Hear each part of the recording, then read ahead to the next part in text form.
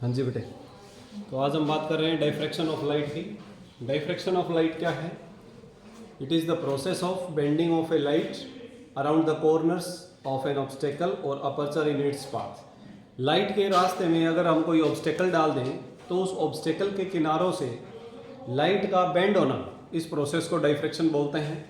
और जब हम लाइट बीम को किसी नैरो स्लिट में से गुजारते हैं तो जिस प्रकार से हमें इंटरफेरेंस पैटर्न मिला था, सेंटर में एक मैक्सिमा, फिर minima maxima, minima maxima on either side, similarly हमारे पास डायफ्रैक्शन में भी हमें सेंटर में एक मैक्सिमा मिलेगा, ए ब्रॉड मैक्सिमा, और फिर उसके बाद में रेगुलरली डार्क ब्राइट बैंड्स बनते जाएंगे विद डिक्रीजिंग इंटेंसिटी। तो इस प्रकार से हम डायफ्रैक्शन पैटर्न की बात करते हैं। डायफ्रैक्शन का रूटीन लाइफ एग्जांपल्स क्या है बेटे? जैसे मान लेते हैं कि रात को अंधेरा है घर में पूरी तरह से, अगर घर के किसी एक कमरे का हम दरवाज़ा खोलें और अंदर उसके लाइट ऑन कर दें तो जो लाइट बाहर है, दरवाजे की जितनी मोटाई है या जितनी विड्थ है उसकी, क्या उतनी दूरी के अंदर ही लाइट बाहर आती है? नहीं ना। हम देखते हैं कि जो लाइट है वो दरवाजे की विड्थ के बाद में भी शेडो एरिया के अंदर भी फैल जाती है। तो ये जो प्रोसेस है इसे डायफ्रैक्शन बोलते हैं बेटे। तो हम ये भी कह सकते हैं कि डिफ्यूजन ऑफ लाइट कह सकते हैं into the shadow area around by the process of bending of light around the corners of an obstacle. This process is known as diffraction of light. Is it clear बेटे? Yes. अब diffraction का हम एक example अभी हमने practically करके देखा और यहाँ पर हम वीडियो के माध्यम से भी देख लेते हैं कि जो डायफ्रैक्शन ऑफ लाइट है वो किस प्रकार से एक्चुअल में एग्जिस्ट करती है। तो यहाँ पर हम देखेंगे दो ब्लेड लिए हमने, दो ब्लेड हम यहाँ पर लेके, और जब हम लेजर लाइट को ऑन करेंगे तो लेजर लाइट को ऑन करने से क्या हो रहा है बेटे? सेंटर में क्या बन रहा है? सेंटर में एक मैक्सिमा बन रहा है, और फिर क्या हो रहा है? ये मेरे ख्याल से जूम इन नहीं होगा। ये सेंटर में हमारे पास एक मैक्सिमम पार्ट है, दिस वन, फिर यहाँ क्या बन गया? मिनिमा, फिर ये बना मैक्सिमा, फिर ये बना मिनिमा, फिर मैक्सिमा, फिर minima, maxima, minima, and this process is going on. Clear? आप यहाँ पर कई सारी चीजें देख सकते हैं। क्या? नंबर एक बात तो ये कि जो सेंट्रल मैक्सिमा है उसकी जो विड्थ है वो बाकी सभी मैक्सिमा के मुकाबले ज्यादा है, हाँ या ना? Yes sir. तो अभी हम जब एक्सपेरिमेंट स्टडी करेंगे diffraction at a single slit की जब हम बात करेंगे तो हम देखेंगे कि ये जो सेंट्रल मैक्सिमा है इसकी जो मोटाई है वो 2 लैम्डा डी बाई डी के बराबर होती है। किसके बराबर होती है? 2 लैम्डा डी बाई डी। हमने lambda D by D interference का सेंट्रल मैक्सिमा और बाकी सभी मैक्सिमा मिनिमा की विड्थ पढ़ी थी ना? Yes sir. उससे डबल विड्थ हमारे पास सेंट्रल मैक्सिमा की बनती है, और बाकी जो सारे मैक्सिमा है ना उनकी विड्थ जो है उनकी उतनी ही है लैम्डा डी बाई डी, उनकी विड्थ उतनी ही रहेगी lambda D by D. Any doubt anybody? और सेंटर का कितना बनेगा बेटे? 2 लैम्डा डी बाई डी। और एक चीज और आप यहाँ देख रहे हैं कि जिस प्रकार से आप सेंट्रल मैक्सिमा से दूर हटते जा रहे हैं लाइट की इंटेंसिटी कम होती जा रही है। लाइट की इंटेंसिटी क्या होती जा रही है बेटे? कम होती जा रही है। तो धीरे धीरे लाइट की इंटेंसिटी कम होते होते जीरो हो जाएगी और बाद में एक रेगुलर इल्यूमिनेशन या एक रूटीन इल्यूमिनेशन हमें मिलेगा। तो इस प्रोसेस को क्या कहते हैं बेटे? Diffraction of light. What this process is called? Diffraction of light. The laser beam on arriving at the slit illuminates it uniformly.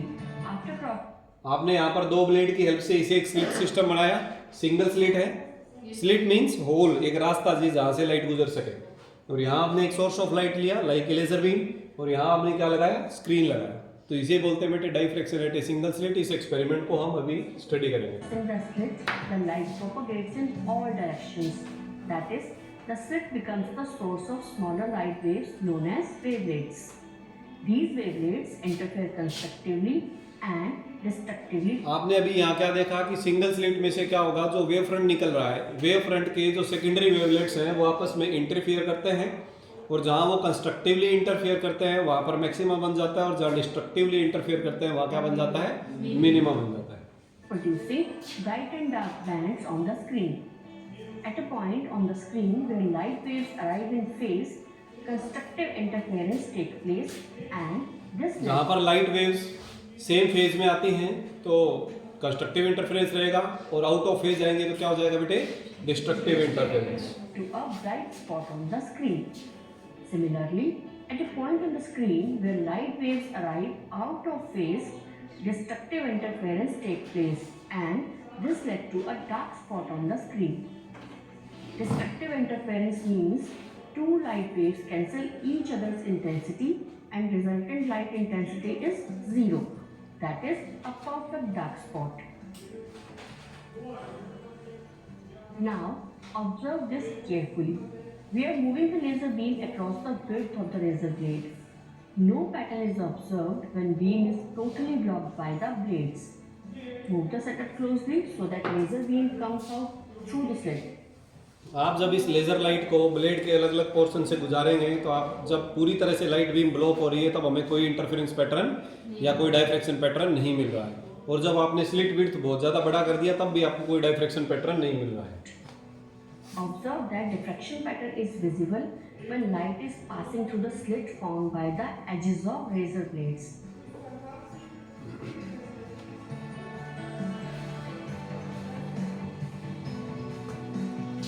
हाँ जी बेटे, बताइए कोई प्रॉब्लम? No sir. क्या क्लियर है ये बात? यस ठीक है। अब हम थोड़ा सा बात करते हैं diffraction at a single slit. किसकी बात करते हैं बेटे? Diffraction at a single slit. Diffraction at a single slit.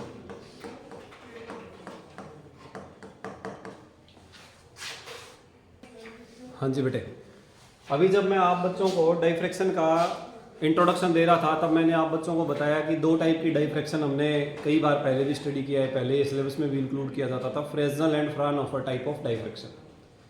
Fresnel diffraction में क्या होता है बेटे, जैसे हमारे पास एक स्लिट सिस्टम है। क्या सिस्टम है? स्लिट मान लीजिए या अपर्चर मान लीजिए। स्लिट और अपर्चर जो है ना, सोर्स एंड स्क्रीन इसके पास में रखे जाते थे बेटे। सोर्स एंड स्क्रीन की यहाँ से दूरी जो है वो ज़्यादा नहीं होती थी, तो इसलिए यहाँ पर अगर हमें डाइफ्रैक्शन फिनोमिना चाहिए तो उस केस में हमें लेंस की ज़रूरत नहीं पड़ती थी। किसकी ज़रूरत नहीं पड़ती थी बेटे? लेंस की ज़रूरत नहीं पड़ती थी। और फ्राउनहोफर टाइप ऑफ डाइफ्रैक्शन में हम क्या करते हैं, तो फ्रेस्नेल डाइफ्रैक्शन में we have no requirement of any lens, ताकि जो लाइट है उसे फोकस किया जा सके डाइफ्रैक्शन फिनोमिना के लिए।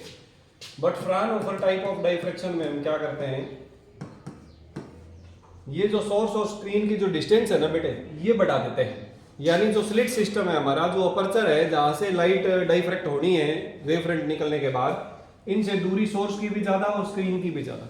तो उस केस में हमें क्या करना पड़ता है, लेंस लगाने पड़ते हैं। कन्वेक्स लेंस का हम यहाँ पर यूज़ करते हैं, तो जो हम अभी diffraction at a single slit के केस में अभी देखने वाले हैं। अब मान लीजिए कि हमारे पास क्या है, एक कन्वेक्स लेंस है। इस कन्वेक्स लेंस के फोकस के ऊपर हमने एक सोर्स ऑफ लाइट रख दिया। कहाँ पर रख दिया बेटे? सोर्स ऑफ लाइट फोकस पर। जब हम फोकस पर एक सोर्स ऑफ लाइट रखेंगे तो आप देखेंगे कि यहाँ से जो वेव फ्रंट निकलेगा, हालांकि मैं यहाँ पर रेज दिखा रहा हूँ इस प्रकार से, यहाँ से क्या निकलते हैं बेटे? स्फेरिकल वेव फ्रंट निकलते हैं। क्लियर हो गया? तो spherical wave front convex lens पर आएंगे, और क्योंकि ये इसके फोकस पर रखा हुआ है तो इसके बाद में एक प्लेन वेव फ्रंट आगे की तरफ जाएगा। Is it clear to you all? फिर यहाँ हम क्या ले लेते हैं बेटे? स्लिट ले लेते हैं। यहाँ पर हमने क्या ले लिया, एक नैरो स्लिट। Narrow slit. इस नैरो स्लिट से जब लाइट निकलेगी तो मुझे एक बात बताइए बेटे कि यहाँ से जो पोर्शन निकल रहा है एक प्लेन वेव फ्रंट, इस वेव फ्रंट को हम कुछ नाम दे देते हैं। Suppose W dash is the narrow wave front which is incident on the slit. Slit के ऊपर जो आ रहा है सोर्स से निकलने के बाद, तो इसके बाद में फिर हम क्या कर देते हैं, एक लेंस का यूज करते हैं, और यहाँ पर क्या लगा देते हैं बेटे? एक स्क्रीन लगा देते हैं। बोलो यहाँ तक कोई दिक्कत है? ये diffraction at a single slit जो एक्सपेरिमेंट है हमारे पास, उसका सेटअप है। फाइन। अब इस सेटअप में से क्या होगा कि जो हमारे पास सीधी रेज आएंगी या प्लेन वेव फ्रंट अगर इसके ऊपर इंसिडेंट होता है तो ये जो सेंटर में जाएगा तो इस वेव फ्रंट के हर एक पोर्शन से जो लाइट यहाँ पर पहुंचेगी सेंटर में, क्या वो इक्वल पाथ कवर करेगी? आप मेरी बात नहीं समझे। ये हमारे पास वेव फ्रंट है बेटे, डब्ल्यू डैश। ठीक है, डब्ल्यू डैश से लाइट यहां से होते हुए वेव फ्रंट की टर्म्स में आगे जा रही है। रेज के माध्यम से हम सिर्फ इसे देख रहे हैं डायग्राम में, वेव फ्रंट के माध्यम से आगे बढ़ रही है। तो डब्ल्यू से जो लाइट पहुंची ओ पर और डब्ल्यू डैश से जो लाइट पहुंची ओ पर, क्या दोनों ने अलग अलग पाथ कवर किया कि एक जितना ही पाथ कवर किया है? एक जितना ही पाथ कवर किया है। एक जितना ही पाथ कवर किया है, एक ही सोर्स से आ रही है। अगर एक ही सोर्स से आ रही है तो हमारे पास ऑटोमेटिकली पहले से ही एक मोनोक्रोमेटिक लाइट है। Is it clear? और कोहेरेंट सोर्सेज की क्या हमें यहाँ बात करनी चाहिए, क्योंकि यहाँ पर दो सोर्स नहीं है। ये जो हमारा वेव फ्रंट है ना, यही वेव फ्रंट का अलग अलग पोर्शन अलग अलग सोर्स के रूप में काम करता है, और क्योंकि बेसिक सोर्स पेरेंट सोर्स एक ही है, इसलिए ये कोहेरेंट सोर्सेज की तरह ही सेकेंडरी वेवलेट्स आपस में इंटरफेयर करेंगे। इतनी बात समझ आई? तो सारी कंडीशन जब सेटिस्फाई हो जाती है तो सेंटर पर हमें क्या मिल जाता है बेटे, एक ब्रॉड मैक्सिमम मिल जाता है। क्या मिल जाता है? एक ब्रॉड मैक्सिमम। तो सेंटर में आपके पास मैक्सिमा बनेगा कि मिनिमा बनेगा, ये बताओ। सेंटर पर बनेगा बेटे मैक्सिमम। सेंटर पर क्या बनेगा? मैक्सिमम। मैक्सिमम मतलब ज्यादा इंटेंसिटी। क्लियर हुई बात? उसके बाद फिर यहाँ दोनों तरफ क्या बनेगा बेटे? मिनिमा बनेगा, फिर मैक्सिमा मिनिमा मैक्सिमा मिनिमा, इस प्रकार से आइदर साइड में चलते जाएंगे। क्लियर हुई बात? क्या ठीक है। अब मान लीजिए कि जो लाइट, अब ये तो सेंटर वाले पोर्शन की बात होगी, लाइट हमारे पास इधर भी तो जाएगी ना, लाइट तो सभी तरफ मुड़ेगी ना बेटे। यहाँ से जो अगर हमारे पास एक अपर्चर आया है, अपर्चर आया है तो उसके किनारों से लाइट मुड़ जाएगी कि नहीं मुड़ जाएगी? यस। तो यहाँ से जो लाइट लेंस के अदर पार्ट्स के ऊपर जा रही है, और अदर पार्ट्स के ऊपर जाके, और सपोज करते हैं कि लाइट इस जगह पर मिल रही है लाइक दिस वे, थोड़ा सा हो सकता है हल्का फुल्का हमारे डायग्राम में कोई थोड़ी बहुत मिस्टेक हो, हम पॉइंट पी की बात कर लेते हैं। किसकी बात कर लेते हैं बेटे? तो पॉइंट पी के ऊपर मैक्सिमा बनेगा कि मिनिमा? अभी देखो हमारे डायग्राम से तो हमने यहाँ पर अप्रोक्सीमेटली एक मिनिमा बना रखा है, लेकिन अगर हम इस पोर्शन को यहाँ से रिमूव कर दें तो अभी हम नहीं बता सकते ना पॉइंट पी पर मैक्सिमा है कि मिनिमा, बताओ। यहाँ तो हमारे पास मैक्सिमा बन गया, और इस O से ये जो दूरी है ये हमने x मान ली बेटे। ये डिस्टेंस कितनी मान ली? तो पॉइंट x के ऊपर मैक्सिमा होगा कि मिनिमा होगा ये हमें पता नहीं है। फाइन। अब हमें ये पता करना है कि ये मैक्सिमा बनेगा कि मिनिमा। इतनी बात समझ आई? सबसे पहले तो हम बात कर लेते हैं कि पाथ डिफरेंस कितना होगा। W से जो लाइट P पर पहुंच रही है और जो W डैश से जो लाइट का पोर्शन P पर पहुंच रहा है, क्या वो एक जितनी डिस्टेंस कवर कर रहा है? मुझे बताओ। बेटे सोच के बोला करो, कुछ भी नहीं बोलना है। W से जो लाइट P पर जा रही है और W डैश से जो लाइट P पर जा रही है, क्या वो दोनों एक जितना पाथ कवर कर रही है कि अलग अलग कवर कर रही है? डायग्राम से देखिए, अलग अलग कवर कर रही है। ठीक है। तो अगर अलग अलग कवर कर रही है तो इसका मतलब उन दोनों में पाथ डिफरेंस होगा कुछ ना कुछ। ठीक है। तो पाथ डिफरेंस कितना होगा बेटे? पाथ डिफरेंस किस किस में? Path difference between the light reaching at point P from W and W dash. देखो ध्यान देना बेटे इस डायग्राम में, अगर मैं यहां से यहां पर एक परपेंडिकुलर ड्रॉ कर दूं तो ये वाली जो डिस्टेंस है इन दोनों पॉइंट्स के बीच में, क्या ये पाथ डिफरेंस नहीं होना चाहिए? मान लेते हैं मैं इसको, इस पॉइंट को हम क्या बोल देते हैं? n बोल देते हैं। क्या बोल देते हैं इस पॉइंट को? n।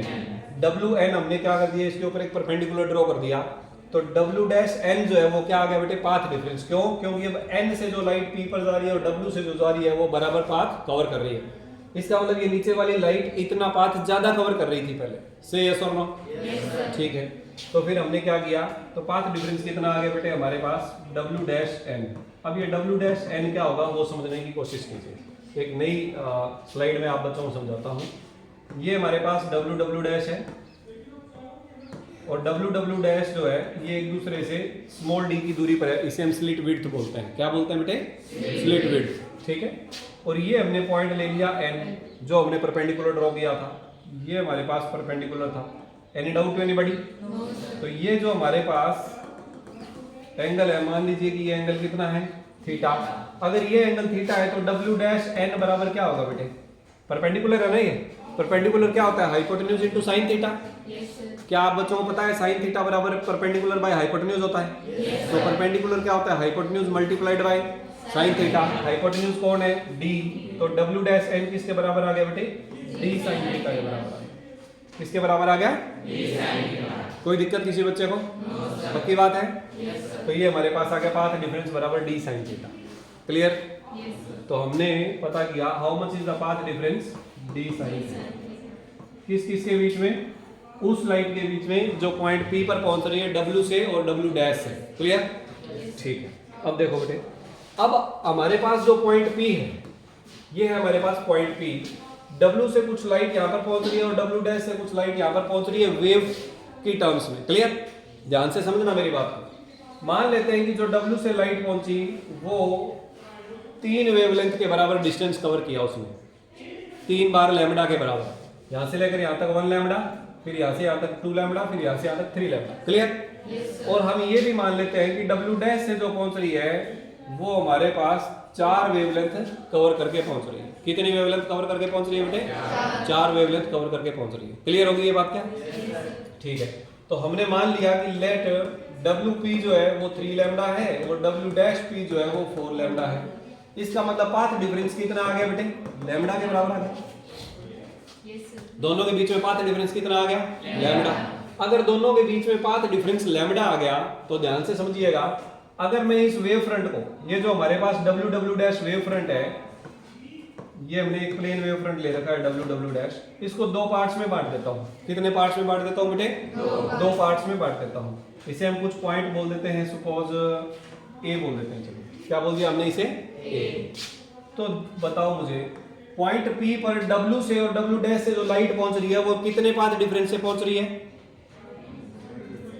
पॉइंट P पर W से जो लाइट पहुंच रही है और W डैश से जो लाइट पहुंच रही है वो कितना पाथ डिफरेंस से पहुंच रही है? अभी क्या माना है? लैम्डा। अगर लैम्डा से पहुंच रही है तो जो लाइट W से पहुंचेगी और A से पहुंचेगी उनमें कितना पाथ डिफरेंस होगा? ये सेंटर में ले रखा है मैंने पॉइंट, लैम्डा बाई 2। हाँ या ना? भाई इतनी दूरी से पहुंचने वाली लाइट अगर लैम्डा पाथ डिफरेंस कवर कर रही है तो उसकी आधी दूरी से पहुंचने वाली लाइट लैम्डा बाई 2 का पाथ डिफरेंस रहेगा उनके बीच में। इट मींस ये हुआ कि यहां से जो लाइट आ रही है, ये जो लाइट आ रही है, मान लेते हैं कि 1 2 3 4 मान लिया हमने, तो इसके मिडल पॉइंट से, तो इसके मिडल पॉइंट से जो लाइट यहां पर आएगी वो कितना कवर करेगी? 1 2 3 4 4.5 ना? तो अब आप देखकर इस वाले पोर्शन को देखकर बताओ बेटे कि ये दोनों एक दूसरे के 180 डिग्री आउट ऑफ फेज नहीं मिल रही क्या? तो 180 डिग्री आउट ऑफ फेज मिलती है अगर पाथ डिफरेंस लैम्डा बाई 2 हो जाए। इसका मतलब ये हुआ कि अगर W और W डैश से पहुंचने वाली लाइट जो P पर पहुंच रही है, अगर वो लैम्डा पाथ डिफरेंस से पहुंच रही है तो हम इस वेव फ्रंट को 2 इक्वल पार्ट्स में बांट लेते हैं। क्यों बांटा? वाई? क्योंकि हमने ये माना है कि जो प्लेन वेव फ्रंट है उसका अलग अलग पोर्शन से सेकेंडरी वेवलेट्स जो निकल रहे हैं उसके इंटरफेरेंस से ही तो डाइफ्रैक्शन हो रहा है। इसका मतलब इसके ऊपर वाले पार्ट से कुछ वेव्स पहुंच रही है, नीचे वाले से भी कुछ वेव्स पहुंच रही है और वो आपस में मिलके पैटर्न बना रही हैं।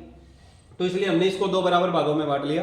तो ऊपर वाले पोर्शन से जाने वाली लाइट और सिमिलरली नीचे वाले पोर्शन से जाने वाली जो लाइट है वो कितने पाथ डिफरेंस से जाएगी? लैम्डा बाई 2 से। और वो क्या बनाएंगे बेटे? डिस्ट्रक्टिव इंटरफेयर करेंगी। डिस्ट्रक्टिवली क्या करेंगी? इंटरफेयर। इसलिए वो क्या बना देंगे? वहां पर मिनिमा बना देंगे। तो कंडीशन हमारे पास ही आ गया बेटे कि अगर डी जो पाथ डिफरेंस अगर हम लैम्डा ले लें तो इससे क्या बनेगा? यहाँ पर मिनिमा बनेगा। क्या बनेगा? कोई दिक्कत? सिमिलरली इसी प्रकार अगर हम पाथ डिफरेंस को 2 लैम्डा ले लें तब भी क्या बनेगा? तब मिनिमा। किस लिए बनेगा भाई? क्योंकि तब हम इस वेव फ्रंट को 4 बराबर भागों में बांट लेंगे। तब इस वेव फ्रंट को क्या मान लेंगे? 4 बराबर भागों में। और क्योंकि यहां से लेकर यहां तक जो लाइट जा रही है P पॉइंट पर वो 2 लैम्डा पाथ डिफरेंस से जा रही है, तो जो 4 बराबर भाग बांटे तो सबसे ऊपर वाला पोर्शन और उससे नीचे वाला जो पोर्शन है वहां से जाने वाली लाइट हाफ लैम्डा के पाथ डिफरेंस से मिलेगी। फिर तीसरे और चौथे नंबर वाले पोर्शन से जाने वाली लाइट भी हाफ लैम्डा के पाथ डिफरेंस से मिलेगी। तो वो क्या मिलती जाएंगी बेटे? डिस्ट्रक्टिवली मिलेंगी और क्या बनाती जाएंगी? मिनिमा बनाती जाएंगी। तो इसका मतलब ये हुआ कि हम लैम्डा 2 लैम्डा 3 लैम्डा 4 लैम्डा जितने भी ये पाथ डिफरेंस है ये सब मिनिमा के पाथ डिफरेंस है। सो कंडीशन फॉर मिनिमा क्या आ गया बेटे? कंडीशन फॉर मिनिमा बराबर आ गया d sin theta is equal to n lambda. d sin theta is equal to n lambda. आप यहाँ पर देखेंगे कि यहाँ पर जो कंडीशन ऑफ मिनिमा है वो इंटरफेरेंस पैटर्न से थोड़ा उल्टा है। इंटरफेरेंस पैटर्न में पाथ डिफरेंस बराबर n लैम्डा मैक्सिमा के लिए कंडीशन थी। याद है थोड़ा बहुत क्या? आप लोगों के चेहरे देखकर मुझे लग नहीं रहा। आप उधर घड़ी की तरफ मत देखोगे, आपका टाइम खत्म हो गया। आप बोर्ड की तरफ ध्यान दो। पाथ इंटरफेरेंस के पैटर्न में हमने देखा था कि अगर पाथ डिफरेंस दोनों सोर्सेज से आने वाली लाइट का जो पाथ डिफरेंस है अगर वो n लैम्डा था, लैम्डा 2 लैम्डा 3 लैम्डा 4 लैम्डा, तो क्या बना रहा था? वो कंस्ट्रक्टिव इंटरफेरेंस बना रहा था, यानी मैक्सिमा बना रहा था। क्लियर हुआ? लेकिन सिंगल स्लिट एक्सपेरिमेंट में हमने देखा कि एक ही वेव फ्रंट के 2 अलग अलग पोर्शन से आने वाली लाइट आधे आधे लैम्डा पाथ डिफरेंस से मिल रही है, तो कंप्लीट से टोटल लैम्डा हो गया। तो फिर उन्होंने क्या किया? डिस्ट्रक्टिवली इंटरफेयर किया और मिनिमा बना दिया। सिमिलरली 2 लैम्डा में भी वो मिनिमा बना रही है। 4 बराबर भागों से आने वाली लाइट लैम्डा बाई 2 के पाथ डिफरेंस से मिलेंगी। 3 लैम्बडा में 6 बराबर भागों से जो लाइट्स आएगी वो क्या करेगी, λ/2 से मिलेंगी। तो जब भी दो पोर्शन से आने वाली लाइट λ/2 के पाथ डिफरेंस से मिलती है तो 180 डिग्री का फेज डिफरेंस आ जाता है उनमें। बेटे अगर पाथ डिफरेंस लैम्बडा हो तो फेज डिफरेंस 360 होता है, तो अगर पाथ डिफरेंस λ/2 हो तो फेज डिफरेंस 180 डिग्री होगा। 180 डिग्री का मतलब ये है कि अगर एक वेव का क्रस्ट आएगा तो दूसरी का ट्रफ आएगा और फिर वो दोनों वहां पर इंटेंसिटी को क्या कर देंगे, रिड्यूस कर देंगे। क्लियर हुआ? तो क्या हो जाएगा, वहां पर मिनिमा बन जाएगा। क्या बन जाएगा? मिनिमा बन जाएगा। ये कंडीशन होगी बेटे किसकी, मिनिमा की कंडीशन होगी। अगली बात करते हैं मैक्सिमा की कंडीशन के बारे में। अब मैक्सिमा की क्या कंडीशन है? मैक्सिमा की कंडीशन ये है बेटे कि यहां से जो लाइट आ रही है W से P पर जो लाइट पहुंच रही है और W डैश से जो लाइट P पर पहुंच रही है, मान लेते हैं कि वो 1.5 लैम्बडा के डिफरेंस से पहुंच रही है। 1.5 लैम्बडा का डिफरेंस मान लिया हमने, 1.5 लैम्बडा। तो हम इसे 1 2 3, तो 1.5 लैम्बडा एक्स्ट्रा चलाना है तो 4.5 आना चाहिए ना। 1 2 3 4 5। क्लियर हुआ? तो अब हमने क्या कर लिया, यहाँ पर पाथ डिफरेंस 1.5 लैम्बडा का ले लिया। अब क्या करो, क्योंकि हमारे पास 1.5 लैम्बडा पाथ डिफरेंस है इतनी दूरी के कॉरस्पॉन्डिंग, अगर हमारा जो वेव फ्रंट है वहां से पॉइंट P पर पहुंचने वाली लाइट, दोनों कॉर्नर से पॉइंट P पर पहुंचने वाली लाइट 1.5 लैम्बडा के पाथ डिफरेंस से पहुंच रही है, तो हम क्या कर देंगे, इसको 3 बराबर भागों में बांट देंगे। 3 बराबर भागों में बांटेंगे तो ये जो पहला पोर्शन है और जो दूसरा पोर्शन है वहां से जो लाइट पहुंचेगी यहाँ पर कितने पाथ डिफरेंस है, λ/2 से। 1.5 लैम्बडा को 3 बराबर भागों में बांटेंगे बेटे, आधा लैम्बडा का पाथ डिफरेंस हर एक पोर्शन प्रोवाइड करवा रहा है ना। तो ये पहला और दूसरे से जो आने वाली लाइट है वो कितने पाथ डिफरेंस से मिलेंगी, λ/2 से। तो क्या बनाएंगी, डिस्ट्रक्टिव मिलेगी कि कंस्ट्रक्टिव मिलेंगी? λ/2 का पाथ डिफरेंस से कैसे मिलती है, डिस्ट्रक्टिव मिलती है। तो पहले और दूसरे से आने वाली लाइट क्या मिला रही है, डिस्ट्रक्टिवली मिल रही है। लेकिन जो एक और आधी लैम्बडा आ गया तो वो एक बार फिर से फर्दर ऑपोजिट फेज में मिलेगी ना, तो वो क्या बना देगी बेटे, कंस्ट्रक्टिवली मिल जाएगी। अंडरस्टूड और नॉट? मेरी बात सुनो, दो वेव्स हैं, दो वेव्स एक दूसरे के साथ ऑपोजिट डायरेक्शन में है, तो तुम ऐसे समझ लो कि 3 वेक्टर हो। अगर 3 वेक्टर हो हमारे पास, 2 वेक्टर एक दूसरे के ऑपोजिट डायरेक्शन में है और एक तीसरा वेक्टर है जो कि किसी एक के साथ ऑपोजिट में है, तो किसी दूसरे के फेवर में होगा कि नहीं होगा? यस। सिमिलरली यहाँ पर 3 हाफ लैम्बडा के पाथ डिफरेंस है, तो पहले दोनों तो डिस्ट्रक्टिवली मिल रहे हैं तो तीसरा कंस्ट्रक्टिवली मिलेगा जाके। तो फिर ये क्या बना देगा, यहाँ पर मैक्सिमा बना देगा। क्या बना देगा? तो अगर हम पाथ डिफरेंस को क्या ले ले, 1.5 लैम्बडा ले ले और वेव फ्रंट को 3 बराबर भागों में बांट ले, तो पहले वाले और दूसरे वाले पोर्शन से जाने वाली लाइट हाफ लैम्बडा के पाथ डिफरेंस से मिलेगी और डिस्ट्रक्टिवली मिलेंगी, जबकि जो तीसरा पोर्शन है वहां से जाने वाली लाइट फिर से हाफ लैम्बडा के पाथ डिफरेंस से मिलेगी और फिर उसके साथ कंस्ट्रक्टिवली मिल जाएगी। क्लियर हो गया? और ये क्या बना देगा बेटे, मैक्सिमा बना देगा। कौन सी कंडीशन हुई है, मैक्सिमा की कंडीशन हुई। तो मुझे बताओ नेक्स्ट टाइम जब आप 2.5 लैम्बडा लेंगे तब भी मैक्सिमा ही बनेगा? तब वेव फ्रंट को कितने बराबर भागों में बांट लेंगे, 5। सिमिलरली नेक्स्ट टाइम हम इसे जब 3.5 लेंगे तो 7 इक्वल पार्ट्स में बांट लेंगे। इसका मतलब ये हुआ कि हमारे पास अगर पाथ डिफरेंस जो कि हम d sin थीटा बोल रहे हैं वो कितना हो, n plus half of lambda, n plus, अगर n को 1 रख दे तो 1.5 लैम्बडा, 2 रख दे तो 2.5 लैम्बडा, 3 रख दे तो 3.5 लैम्बडा। यस और नो? तो ये जो कंडीशन है बेटे, ये किसकी कंडीशन हुई बता दो शाबाश? ये मैक्सिमा की कंडीशन हुई। किसकी कंडीशन हुई? मैक्सिमा की कंडीशन हुई। तो मिनिमा की कंडीशन हमारे पास है बेटे d sin theta is equal to n lambda, और मैक्सिमा की कंडीशन हमारे पास है d sin theta is equal to n plus half of lambda, n plus half of. बोलो इतनी बात समझ आई?